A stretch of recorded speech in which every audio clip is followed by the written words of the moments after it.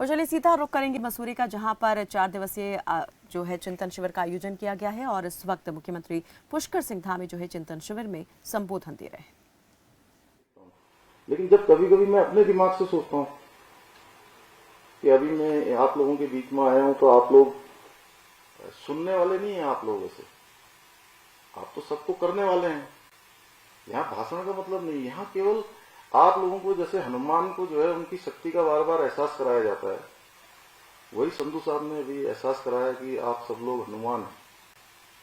यानी आपकी संजीवनी भी ला सकते हैं, आप किसी पर्वत पर भी चढ़ सकते हैं, आपके लिए कोई काम असंभव नहीं है। आप लोगों की स्थिति वही है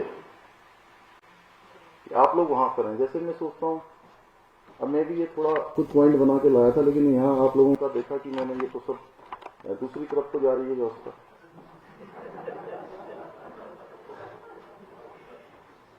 और संधू साहब ने हम सब लोगों के वो खोल दिए, चक्षु खोल दिए ज्ञान के।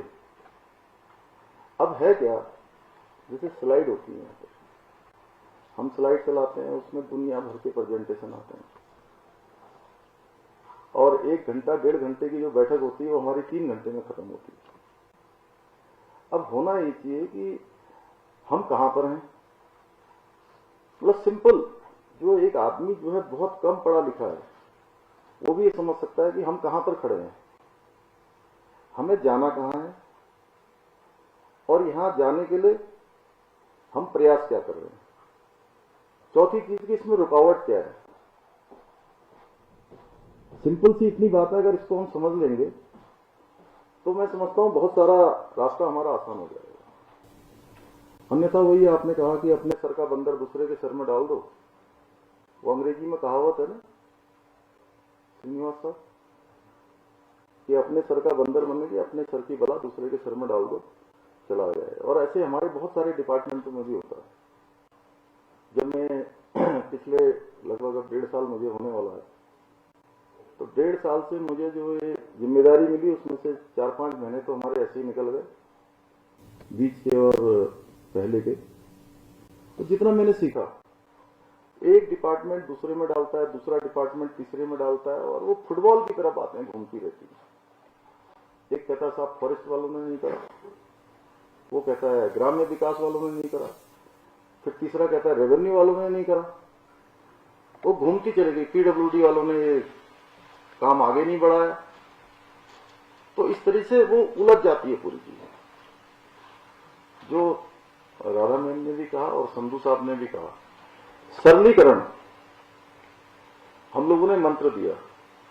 हम लोग ये आत्मचिंतन करें, यहां चिंतन हमने यहां पर नाम दिया है कि कितने डिपार्टमेंटों ने सरलीकरण किया है, कितने डिपार्टमेंटों ने जो हम लोग बार बार कह रहे हैं वो बातें अपने में एग्जीक्यूट की हैं, अपने डिपार्टमेंटों में लागू करवाने के लिए दिल से काम किया है।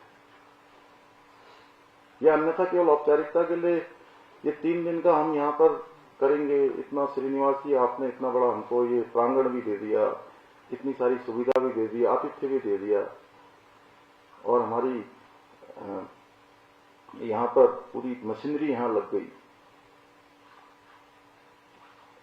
और टाइम भी सबका लगेगा। देखिए पूरी सरकार यहाँ है, सरकार अब देहरादून में नहीं है, सरकार सब यहाँ आ गई है। तो इन 3 दिनों में हमको वास्तव में मन से चिंतन करना पड़ेगा, और केवल चिंतन से ही काम नहीं चलेगा, औपचारिक होके नहीं। आप ये सोचिए कि भाई हमको 3 दिन यहां आए हैं, आप जिलाधिकारी भी हैं, आप शासन के प्रमुख आला अधिकारी भी हैं, आपका समय कितना महत्वपूर्ण है। सॉल्यूशन फाइंडर आपको नाम दिया अभी इन्होंने, संधू साहब ने। तो हम क्या सॉल्यूशन करने वाले हैं, हम चीजों को कैसे सरलीकरण करने वाले हैं। और मैं सोच रहा हूं संधू साहब आपकी, क्योंकि मैं ज्यादातर बातें जो है आप लोगों से बात करके ही आगे बढ़ता हूं। कई बार मुझे लोग कहते हैं कि नहीं आप खुद ही डिसीजन ले लिया करिए। बहुत बार जो पॉलिटिकल डिसीजन होते हैं, अन्य डिसीजन होते हैं, मैं खुद भी लेता हूं, लेकिन मैं व्यवस्था को मानता हूं, मैं हायरार्की को भी जानता हूं, क्योंकि मैं मैनेजमेंट का विद्यार्थी भी रहा हूं और ऑर्गेनाइजेशन में भी छोटे से सेटअप से लेकर सारे सेटअपों में मैंने काम किया है। तो मैं इसकी महत्ता को जानता हूं। इसलिए मैं यह भी कहना चाहता हूं कि आगे जो हम मूल्यांकन करते हैं, साल भर का जो हमारा मूल्यांकन होता है, जो एसीआर लिखी जाती है, एसीआर ही तो होती है जिसके बारे में महाराज जी बार बार कहते हैं,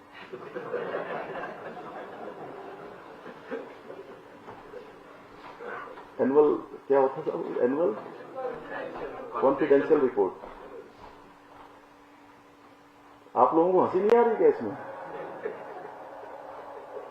वो रिपोर्ट जो है ऐसे लिखी जानी चाहिए कि साल भर में वास्तव में हमने किसको क्या काम दिया था, वो काम हुआ कि नहीं हुआ, उसमें उनकी क्या ग्रेडेशन रहा है, किस प्रकार की काम की गुणवत्ता रही है, कितना उन्होंने परफॉर्म किया है, उसके आधार पर एसीआर का नंबर होना चाहिए।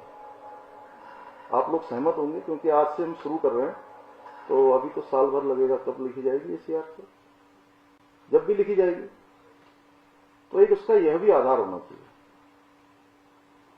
और मैं देखता हूं, वैसे आप लोगों को कोई कहने की आवश्यकता नहीं, हमारे उत्तराखंड के सभी अधिकारी बहुत अच्छा काम करते हैं और कुछ लोग तो उम्मीद से ज्यादा करते हैं। कई बार कुछ लोगों का थोड़ा मुझे लगता है कि वो केवल औपचारिक हो जाते हैं, उनको लगता है कि जितना सरकार कह रही है हम उतना कर दें, और बहुत सारे फीडबैक आते रहते हैं हमारे पास, कुछ ऊपर से भी आते हैं, कुछ नीचे से भी आते हैं, एजेंसियों के भी आते हैं। और मैं तो स्वयं चूंकि लोगों के बीच में लगातार मेरा जो है हफ्ते में 2, 3, 4 दिन तो लगातार मैं भ्रमण पर रहता हूँ, लोगों के बीच में रहता हूँ। और आजकल प्रातःकाल मैंने ये भी किया है कि सवेरे 6 बजे से लेकर 8 बजे तक का जो टाइम है मेरा, जहां भी कार्यक्रम रहेगा, मैं वहां बिना किसी फोर्स के 1-2 लोगों को रात को बता देता हूं कि सवेरे चलना है। और मैं घूमते हुए पूछता हूं लोगों से कई बार, क्या चल रहा है, कैसा चल रहा है, यहां पर जिला एडमिनिस्ट्रेशन क्या कर रहा है, सरकार के बारे में क्या सोच रहे हैं, और क्या होना चाहिए, क्या करना चाहिए। तो उसमें बड़ा कष्ट हो रहा है मुझे कहते हुए कि लोग कहते हैं कि साहब आपके यहां पर इतने अच्छे चीफ सेक्रेटरी हैं संधू साहब, जिनको भारत सरकार में भी तमाम जगह पर पहले काम का अनुभव भी है, और जब हमें इनको चीफ सेक्रेटरी के रूप में हमने कहा था आप हमारे यहाँ सेवा देने आइए, उस समय तो इनका भी मन 50-50 था। और आपके आने के बाद काफी चीजों में सुधार हुआ। हम लोगों ने बहुत डिसीजन लिए, लगभग 700 के करीब हमने फैसले लिए पिछली बार 6-7 महीने में। लेकिन अभी जो है कहीं कहीं से ये आता है कि कुछ बड़े अधिकारी हैं, कुछ छोटे अधिकारी हैं, कुछ शासन में हैं, सेक्शनों में हैं, वो फाइलों को ठीक से बढ़ाते नहीं, विलंब हो रहा है उसमें। और ये स्थिति आदर्श स्थिति नहीं है। आप लोगों के एक फाइल रोकने से आप लोग समझिए कि कितनी चीजें रुक जाती हैं, कितना काम रुक जाता है। बीच में लोग कह रहे थे कि फाइनेंस में बड़ी फाइलें रुक रही हैं, तो हमने आनंद जी से बात करी और इन्होंने कहा कि नहीं, फाइनेंस में साहब इनको भेजने की जरूरत ही नहीं, कुछ फाइलों को वहां भेजने की जरूरत नहीं है, अपने डिपार्टमेंट के लेवल पर ही लोग कर लें। लेकिन हम डिसीजन भी नहीं लेते हैं। अभी मेरे पास फाइल आती है, मैं बहुत ज्यादा पढ़ने पर बहुत ज्यादा उस पर नहीं करता हूं, मैं तो सरसरी नजर एक मारता हूं तो मुझे पता लग जाता है कि ये फाइल कैसी है। थोड़ा ही भगवान के द्वारा ही प्रदत्त है मुझे, मैं ऊपर से पढ़ लेता हूं सुधांशु जी, तो उसमें मैं देखता हूं फाइल नीचे से वो यूडीए चलाता है। सबसे पहले यूडीए के यहां से चली, सेक्शन अफसर के यहाँ आई, अनुसचिव के यहाँ आई, फिर क्या है वो डिप्टी सेक्रेटरी, ज्वाइंट सेक्रेटरी, और ज्वाइंट सेक्रेटरी के बाद एडिशनल सेक्रेटरी, एडिशनल के बाद सेक्रेटरी, फिर principal secretary, ACS, chief secretary, 7 से होते हुए कई बार आ जाती है मेरे पास। अब आती है तो उसमें मैं देखता हूं कि सबने डीटो किया होता है, किसी ने ये लिखा नहीं होता कि ये डिसीजन करना है। उच्च अनुमोदन, क्या उच्च अनुमोदन हेतु प्रेषित, निर्णय लेना चाहें यही तो है। क्यों रमन जी, ऐसे ही होता है। हम मैंने कहा कि भाई निर्णय उच्च वाले लेंगे, लेकिन आपका क्या मंतव्य है यह भी आप उसमें जरूर लिखिए कि आप भले ही एक निर्णय न लिखें, दो लिख दें कि एक ये है, एक ये है, अगर आप बचना चाहते हैं तो। अन्यथा मेरी कोई मंशा नहीं है कि मैं कोई ऐसा काम आप लोगों से करवाऊं कि जो है कि वो कोई खराब जाए, या कोई राज्य के हित में नहीं है, लोक हित में नहीं है, या विधि सम्मत नहीं है, तो मैं तो नहीं करूंगा उसमें कि आप जो है ऐसा करिए। तो ये कुछ हमारी जो काम करने की जो प्रणाली है, देखिए आप लोगों को बहुत बड़ा भगवान ने मौका दिया है, और इसमें जब आप पूरी सेवा करके अपनी जाएंगे, हो सकता है कि आपके बेटे और बेटियां ही पूछें कि पापा आप तो बहुत महत्वपूर्ण जगह पर रहे, आप तो उत्तराखंड जैसे राज्य में देवभूमि में आपको सेवा करने का अवसर मिला, तो आपने क्या किया, आपने कौन सा ऐसा काम किया, आपने इतने सालों तक इस डिपार्टमेंट में रहे। इस